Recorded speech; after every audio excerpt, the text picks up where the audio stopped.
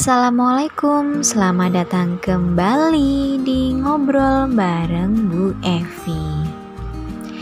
Nah, mohon maaf sekali ya, Bu Evi sudah lama banget tidak menyapa kalian dan vakum di dunia per-YouTubean, sehingga Bu Evi nggak bisa nemenin kalian buat belajar. Ya mohon maaf karena memang kemarin-kemarin itu Bu Evi masih ada beberapa hal yang perlu saya bereskan sehingga tidak bisa menemani kalian belajar. Tetapi tidak perlu khawatir. Nah, Bu Evi mulai hari ini sudah bisa menemani kalian belajar lagi. Oke, jadi jangan bersedih. Seperti biasa, sebelum Bu Evi lanjut ke pembahasan, silahkan buat kalian yang belum subscribe dulu, like, komen, dan share ke teman-teman kalian. Semoga ilmu yang kalian pelajari bersama ini bisa bermanfaat ya. Nah, untuk video kali ini Bu Evi bakal membahas tentang teks artikel. Kira-kira teks artikel itu seperti apa? Yuk kita simak baik-baik penjelasan sebagai berikut. Pasti dari semuanya itu kalian udah pernah dong membaca sebuah artikel, baik itu di media cetak berupa koran, majalah, dan sebagainya. Nah, Bu Evi rasa kan udah nggak asing banget gitu kan ya. Seiring perkembangan zaman seiring perkembangan waktu gitu ya, artikel itu tidak hanya dijumpai pada media cetak saja, tetapi juga bisa dijumpai pada media elektronik ataupun media online ya, seperti kayak internet gitu-gitu tuh pasti ada artikel. Nah, sekarang artikel itu apa sih? Nah, menurut teori nih ya, Bu Evi bakal jelasin menurut teori dulu. Artikel itu merupakan jenis tulisan yang berisi pendapat, gagasan, pikiran, atau kritik terhadap persoalan yang berkembang di masyarakat dan biasanya itu ditulis dengan bahasa ilmiah populer. Nah, pada intinya itu artikel itu berupa tadi pendapat, gagasan, dan juga pikiran kita gitu terhadap sesuatu yang berkembang di masyarakat. Nah, kalian tahu nggak sih bahasa ilmiah populer itu apa? Nah, untuk bahasa populer ilmiah atau ilmiah populer itu merupakan bahasa yang bersifat keilmuan tetapi tetap menggunakan bahasa yang umum sehingga mudah kita pahami gitu. Jadi nggak yang kayak anak sains banget gitu, enggak, tetapi sebenarnya itu bahasa ilmiah populer tuh yang bahasa-bahasa yang sudah biasa kita dengar tapi lebih kayak lebih formal sedikit gitulah ya. Jadi pada intinya artikel itu berupa tadi pendapat, gagasan, pikiran, atau bahkan kritik terhadap sesuatu. Untuk artikel yang umumnya dijumpai itu biasanya ada yang mengangkat tema tentang kecantikan, terus ada juga yang kesehatan, bahkan juga ada yang otomotif. Jadi berbagai macam hal ya yang masih berkembang di masyarakat. Seperti teks lain pada umumnya, untuk artikel juga punya struktur. Ada 3. Yang pertama itu berupa pernyataan pendapat atau disebut juga sebagai tesis, lead, atau bahkan teras artikel. Jadi punya beberapa julukan nih untuk pernyataan pendapat. Bisa disebut sebagai tesis, lead, dan juga teras artikel. Nah, pada bagian ini tuh berupa pendahuluan. Jadi paragraf awal artikel itu disebut sebagai ini nih tadi, pernyataan pendapat, tesis, lead, atau teras artikel ya. Diingat-ingat ya. Kemudian di sini tuh berupa ini loh, topik-topik yang akan dikemukakan atau hal-hal yang umum yang menyangkut topik kamu itu kamu gambarkan, kamu tuliskan pada bagian itu. Nah, kemudian yang paling penting pada paragraf pertama itu sangat penting banget. Karena apa? Di situ itu menggambarkan keseluruhan artikel dan menjadi daya tarik atau daya pikat bagi pembaca, sehingga ketika kamu membuat artikel itu usahakan untuk paragraf pertama atau paragraf awalnya itu dibuat dengan bahasa-bahasa yang menarik gitu, seolah-olah tuh kayak ada magnetnya, sehingga orang-orang yang membaca itu nggak bakal berhenti saat kamu ada di paragraf satu aja, tapi kayak dibuat penasaran gitu, ini kayaknya asik nih bahasanya nih, apaan sih gitu kan, nimbulin perasaan penasaran. Jadi kalau sesuatu hal yang menimbulkan rasa penasaran itu mempunyai daya tarik sendiri, sehingga pembaca bakal melanjutkan bacanya sampai akhir, sehingga artikel kamu tuh bakal dibaca oleh pembaca gitu ya. Kemudian lanjut ke struktur yang kedua, yaitu argumentasi atau argumen. Nah, di sini tuh berisi pendapat atau pandangan terhadap masalah yang akan dikemukakan. Nah, tentunya pendapat yang kamu usulkan atau yang kamu sampaikan itu harus didukung dengan data yang aktual. Nah, pada bagian ini itu berisi opini dan juga fakta. Tahu dong opini dan fakta itu apa? Oke, nanti Bu Evi bakal lanjutin penjelasan tentang opini dan fakta setelah struktur ini ya. Lanjut yang ketiga, yaitu pernyataan ulang pendapat atau disebut sebagai reorientation ya. Sorry, belepotan kan, udah tua sih.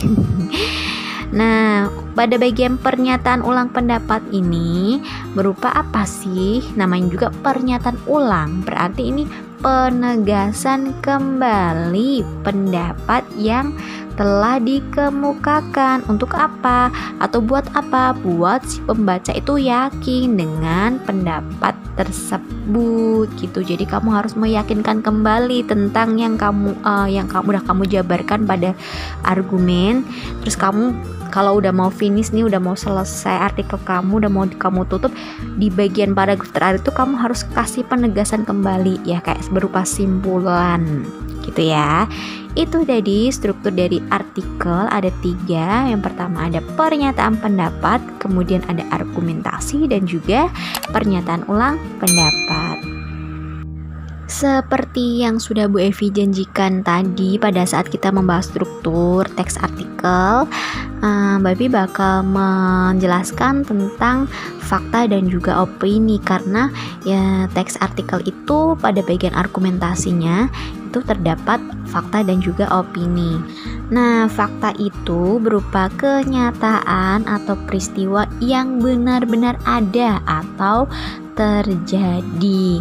Nah, biasanya fakta itu menjawab pertanyaan apa, siapa, kapan, di mana, ataupun berapa. Sedangkan opini itu berupa pendapat, pikiran, atau pendirian seseorang terhadap sesuatu. Nah, biasanya opini itu menjawab pertanyaan bagaimana dan juga mengapa. Jadi udah tahu dong bedanya fakta dan opini.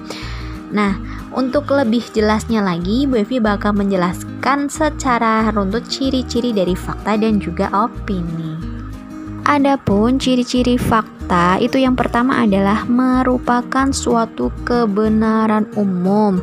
Jadi hal-hal yang sudah diketahui oleh banyak orang gitu ya, tidak cuma diketahui oleh 1-2 orang saja, tapi sudah diketahui oleh banyak orang, oleh orang banyak gitulah. Kemudian ciri yang kedua, menyertakan bukti berupa data-data yang akurat. Nah, perlu banget nih, misalkan aja kayak ada tanggal kejadian, terus ada foto, video, atau bahkan apapun gitu ya, yang bisa membuktikan bahwa itu tuh benar-benar terjadi gitu. Contohnya aja misalkan kamu bilang sama teman kamu, hari ini loh BBM naik loh jadi 7.000 per liter misalkan gitu. Terus teman kamu nggak percaya, mana buktinya, misalnya kan gitu ya. Nah, kamu ngasih lihat tuh datanya berupa apa, struk pembayaran gitu kan. Nah, bahwa kamu bisa kasih lihat ke teman kamu di struk pembayaran tersebut ada tulisan yang menunjukkan bahwa memang benar BBM per liternya Rp7.000 alias naik gitu, misalkan seperti itu. Jadi harus ada data-datanya. Kemudian yang terakhir, mengungkapkan peristiwa yang benar-benar terjadi gitu ya. Nah, untuk yang terakhir itu sama sih sebenarnya poinnya dengan yang poin pertama tadi atau ciri fakta yang pertama tadi. Nah, contohnya nih biar kamu tuh nggak ngawang ya. Misalkan aja Tasikmalaya adalah salah satu kota yang ada di Jawa Barat. Nah, coba deh, mana nih yang nggak tahu? Ada nggak yang nggak tahu kalau misalkan Tasikmalaya itu adalah salah satu kota di Jawa Barat? Nggak ada kan? Pasti tahu semua kan? Saya rasa kalian tahu semua dong, ya kan? Apalagi udah anak SMA pasti tahu banget. Nah, itu merupakan peristiwa yang benar-benar terjadi atau hal-hal yang benar adanya gitu, merupakan suatu kebenaran umum. Contohnya lagi misalkan aja Cirebon kota udang. Nah, itu juga merupakan suatu kebenaran umum bahwa Cirebon itu punya ciri khas atau biasa dijuluki sebagai kota udang. Contoh lagi Pekalongan kota santri, Pekalongan kota batik, ya kan? Udah terkenal banget Pekalongan biasa dijuluki sebagai kota santri maupun kota batik, ya kan? Nah, itu merupakan kebenaran umum gitu ya. Berikutnya, ciri-ciri yang selanjutnya adalah ciri-ciri dari opini. Nah, ini tadi opini itu berupa pendapat. Yang pertama, menggunakan kutipan kata-kata seseorang. Nah, ini tuh ibaratnya kalau bahasa Jawa itu jare. Biasanya ditandai dengan adanya tanda baca petik 2. Tahu kan ya tanda baca petik 2 itu seperti apa? Nah, kamu kalau misalkan baca artikel atau baca apapun, kalau ada tanda jangan apapun ya, beda loh ya artikel sama novel gitu kan. Kalau novel mah mesti ada tanda petik 2-nya. Kalau percakapan, misalkan aja nih artikel aja ya, karena kita udah baca artikel gitu. Di artikel yang kamu baca ada tanda petik 2 tuh. Nah, di situ biasanya kan ada obrolan seseorang. Tentu dong yang membuat artikel tuh dia ngambil data seseorang gitu, atau ngambil hasil percakapan orang lain, diambil kemudian ditaruh di pembahasan dia. Nah, itu yang dinamakan dengan menggunakan kutipan kata seseorang. Itu bukan termasuk fakta, tetapi merupakan opini karena berupa pendapat orang lain gitu. Kemudian ciri yang kedua, menggunakan sudut pandang penulis dalam bentuk penafsiran terhadap fakta. Nah, biasanya ini itu sering banget dijumpai pada saat kamu membuat resensi, bisa berupa resensi buku ataupun resensi novel. Novel juga termasuk buku ya, buku maupun film dan karya yang lain. Nah, masih ingat resensi kan ya? Resensi itu berupa penilaian terhadap suatu karya, ya kan? Kita menilai, oh ada kelemahan, oh ada kelebihan. Nah, itu termasuk sebagai opini. Tadi karena apa? Karena menggunakan sudut pandang penulis gitu ya. Kemudian yang ketiga, menggunakan kata yang tidak pasti. Nah, kata yang tidak pasti itu berarti masih ragu. Contohnya aja, ada kata mungkin, rasanya, nah dan sebagainya, masih ragu pokoknya. Terus yang terakhir ciri-cirinya adalah menggunakan kata yang bertujuan menyampaikan sesuatu. Nah, mau hendak menyampaikan sesuatu, mengutarakan sesuatu, contoh katanya adalah sebaiknya, saran, pendapat, dan sebagainya. Oke, itu tadi ciri-ciri dari opini. Gue bakal kasih contoh nih buat kamu. Novel Laskar Pelangi karya Andrea Hirata merupakan novel yang sangat bagus. Novel ini memberikan kesan yang sangat mendalam dan melibatkan emosi para pembacanya. Tak hanya itu, novel ini juga memberikan pengalaman kepada pembacanya seolah-olah mereka ikut terlibat di dalam cerita tersebut. Nah, untuk contoh tersebut merupakan salah satu contoh dari opini. Kenapa? Karena di situ merupakan kita masuk ke ciri-ciri yang kedua, yaitu menggunakan sudut pandang penulis dalam bentuk penafsiran terhadap fakta. Kalimat tersebut kan dia ini ya, berupa sudut pandang atau penilaian dari seorang gitu ya. Jadi itu termasuk sebagai opini. Oke, Bu Evi rasa kan sudah bisa membedakan ya mana yang opini dan juga mana yang fakta. ibaratnya gini, pokoknya kalau fakta tuh ada datanya, berupa kebenaran. Tetapi kalau opini itu nggak ada data, terus berupa ungkapan dari orang lain atau kata-kata dari orang lain. Pada video kali ini yang terakhir Bu Evi bakal bahas adalah kaidah kebahasaan teks artikel. Jadi kaidahnya ada 3. Yang pertama itu adverbia atau kata keterangan.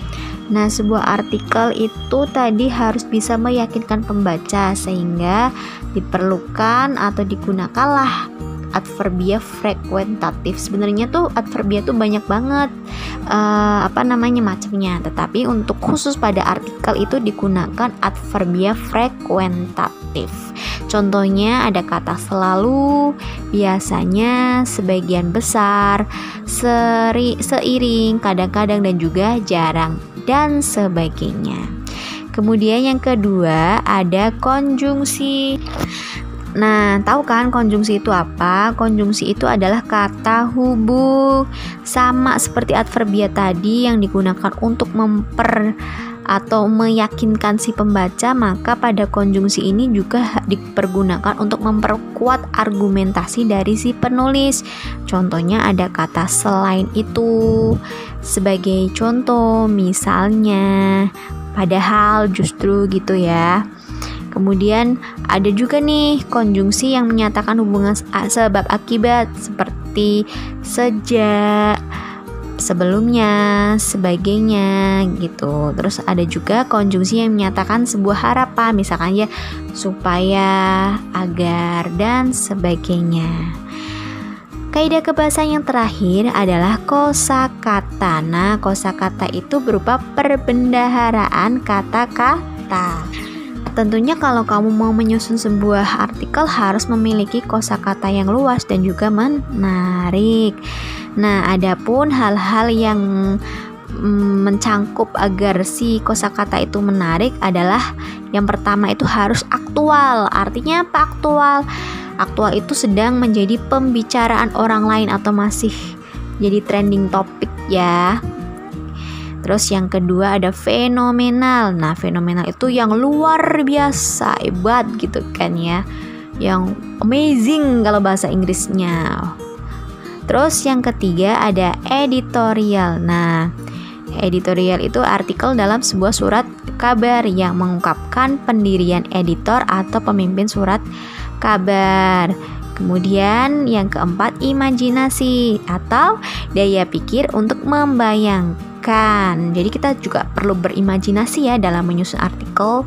Terus yang kelima ada modalitas. Nah, modalitas itu apa sih? Cara pembicara menyatakan sikap terhadap suatu imajinasi dalam komunikasi antar pribadi. Nah, contohnya aja ada kata barangkali, harus, dan sebagainya. Terus yang keenam itu ada nukilan. Nukilan itu berupa kutipan atau tulisan yang dicantumkan pada suatu benda. Nukilan itu kutipan gitu. Mengutip itu namanya menukil ya. Bahasa lainnya itu mengutip. Tahu ya, mengutip ya. Kamu ambil beberapa kalimat dari buku lain tuh namanya mengutip. Kata lainnya adalah menukil atau nukilan. Terus yang berikutnya ada tajuk rencana. Nah, tajuk rencana itu berupa karangan pokok dalam surat kabar. Terus yang berikutnya ada teks opini. Nah, itu merupakan wadah untuk mengemukakan pendapat atau pikiran. Dan yang terakhir ada keterangan aposisi atau keterangan yang memberi penjelasan kata benda, keterangan yang disisipkan. Biasanya diapit dengan tanda koma atau tanda pisah atau juga tanda kurung. Nah, itu tadi kaidah kebahasaan dari teks artikel. Nah, itu tadi pembahasan mengenai teks artikel. Seperti biasa, sebelum Bu Evi akhiri video pada kali ini, buat kalian yang pengen banget request tentang materi bahasa Indonesia ya khususnya ya, bisa banget. Atau bahkan buat kalian yang ada tugas-tugas dari Bapak Ibu guru kalian atau mau konsultasi, mau diskusi bareng tentang bahasa Indonesia yang terlihatnya itu mudah tetapi sebenarnya sulit gitu ya, gampang-gampang mudah, bisa banget, boleh banget. Dengan cara apa? Bisa kamu dengan cara komen pada kolom komentar atau DM via Instagram yang sudah Bu Evi cantumkan pada description. Bu Evi pamit undur diri, sampai jumpa pada video-video berikutnya. Wassalamualaikum warahmatullahi wabarakatuh.